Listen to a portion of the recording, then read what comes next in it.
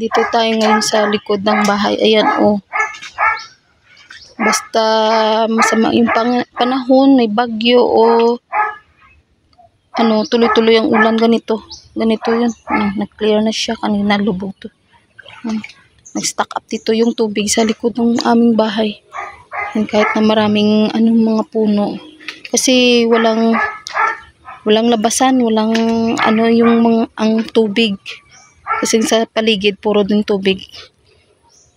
Grabe ang bagyo kahapon, bagyong Tino.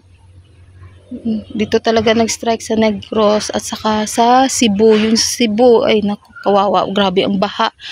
Yung ibang tao na sa rooftop na nila ng kanilang bahay. Dito sa amin, oh, yun, oh.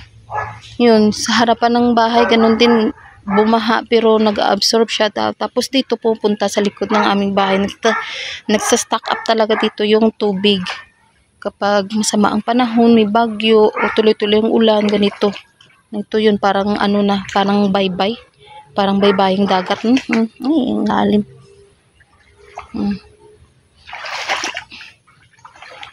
Nakaka-nervous kapag may bagyo.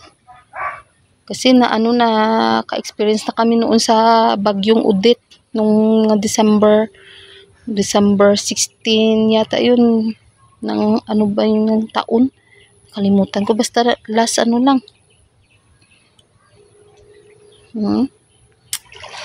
Abing. Na talaga. Gumot no. Parang baybay na yan, oh. Kasi may mga kanal, pero yung kanal puno din. Hindi na kasi na kayan. Yan, umabaw na. Hindi na siya malalim yung kanal. Dito, nag-stack up yung tubig. Natumba dyan, oh, ang kahoy na Gimelina.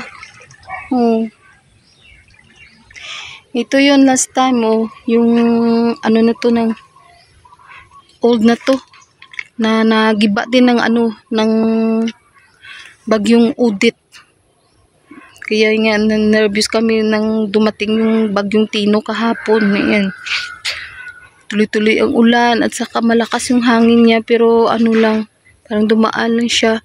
Yun sa Cebu talaga, grabe. Ang baha doon sa market namin. Tapos dito sa amin, asus, wala ka nang madaanan, puro tubig. Ito, oh, bagyo din ang dumaan dito, bagyong Udit. Ito, nahalayan na nanay yung natumba na punong kahoy ng Gimelina. Ito yung mga dahon ng ng puno ng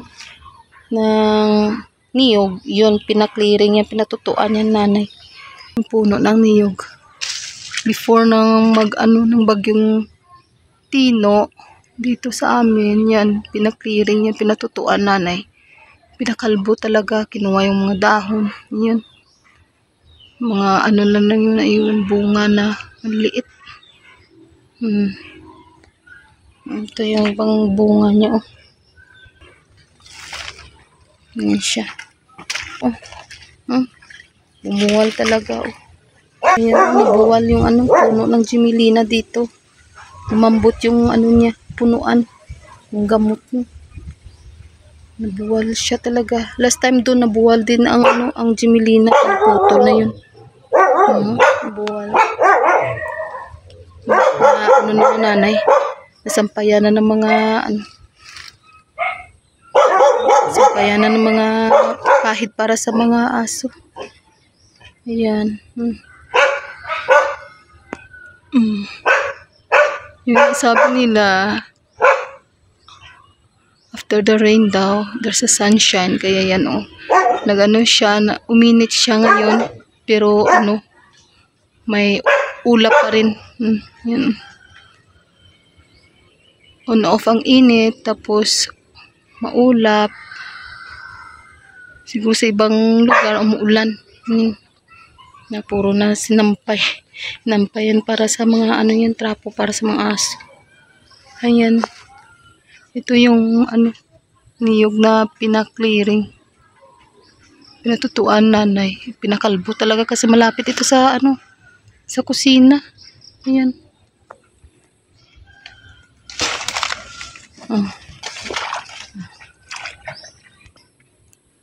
Puro sampay na. Malapit sa bubong ng ng kusina namin at malapit din sa maabot yung bahay namin. Yun.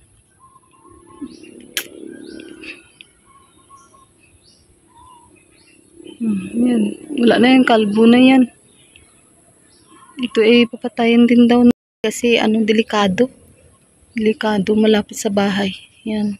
Yung talisay tree, din yan. Pa-clearing kapag may budget na si nanay. Ito na lang ibang niyog hindi natumba. Ayan. Ang ibang puno ng mugani hindi na natumba. Muna yung sitwasyon kung may bagyo kag lain ng timpo dere sa amin. Sa likod balay.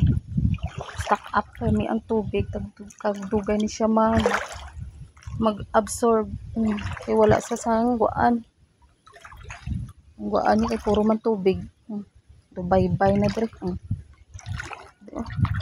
May laki ng butas. Gara natumba nga puno. Puno sang Gemilina natumba sa likod ng isang balay. Tapson ko tani amat-amat hindi ko dako. Nadi. Google pa sa dumaulan pagid. Yang Gemilina natumba. Ito din gawa din ng ito last time gawa din ng niyan bagyo. Mga puno ng malunggay na tumba, nabuwal.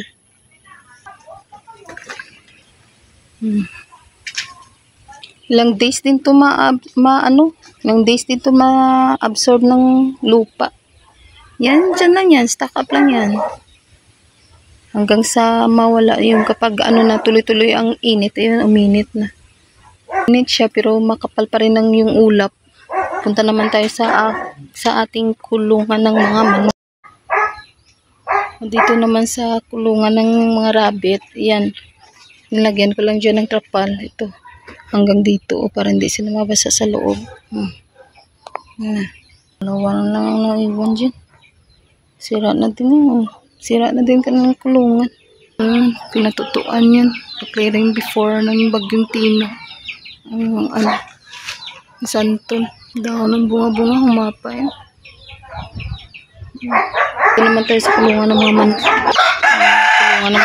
Ito nilagyan ko lang dito ng sako. Last time pinabita yan. Tayo ng sako. Ganyan. Ganyan ko. Kasi basa to basa. Basa ng kanyang kulungan. Ganyan ko. Diyan ang sako ng kanilang kulungan. Lumabas na ang bagyo. Purple ng ganyan. Hindi ko na kinuha. Ninanyan ko lang dyan. Kasi para may sunod na bagyo. Dito naman ang kulungan nilagyan ko dyan ng trapal. Ayan. Ito. Basta yan sa sako. Yan din. Nilagyan ko dyan ng sako yan. Ito nilagyan ko ito ng mga niyog dito kasi puno baha ito baha ng tubig doon hanggang doon basa dito. Ayan dito puno din ng tubig to. Kahapon yan sinilid ko mismo sa kanilang mga kulungan. Sinilid ko muna yan isa, dalawa, tatlo dyan, apat, ito pa 6 to na kulungan naman liit yan.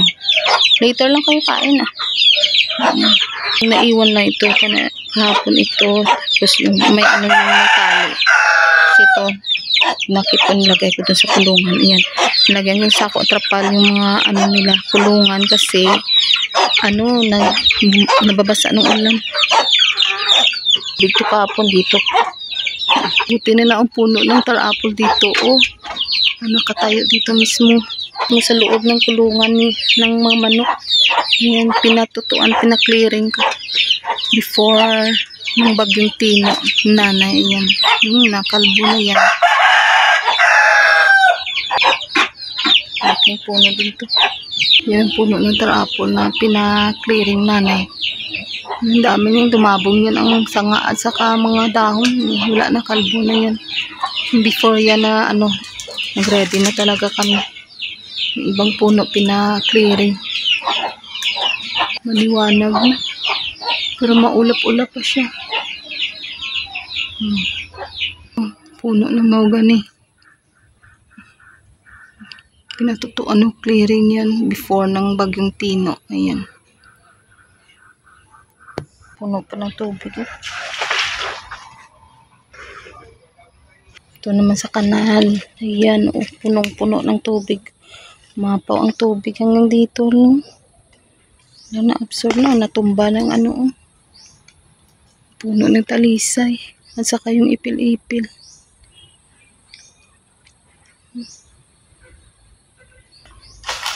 Ay!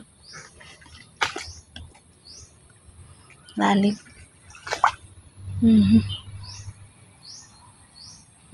Mapay din ang katubuhan. Yun, no? Ito yan, sa harapan ng bahay namin na yan, oh. Grabe. Parang maano ng butas ko. Slowly lang kasi dahil dito.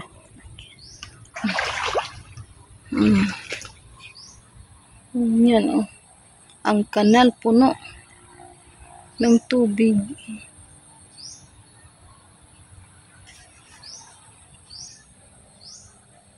Hapay ang tupuhan.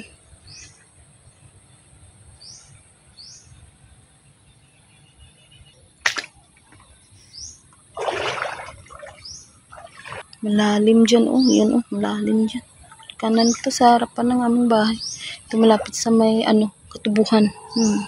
Katubuhan na to sa harap, eh. Palibot kami ng katubuhan dito. Yun, oh.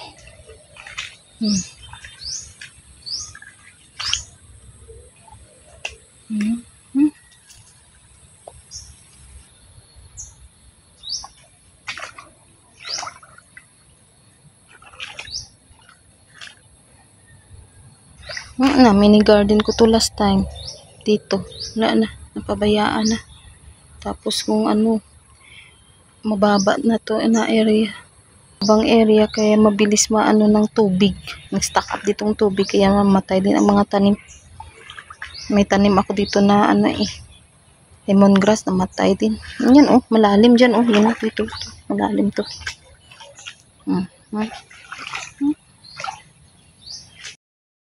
Sabi.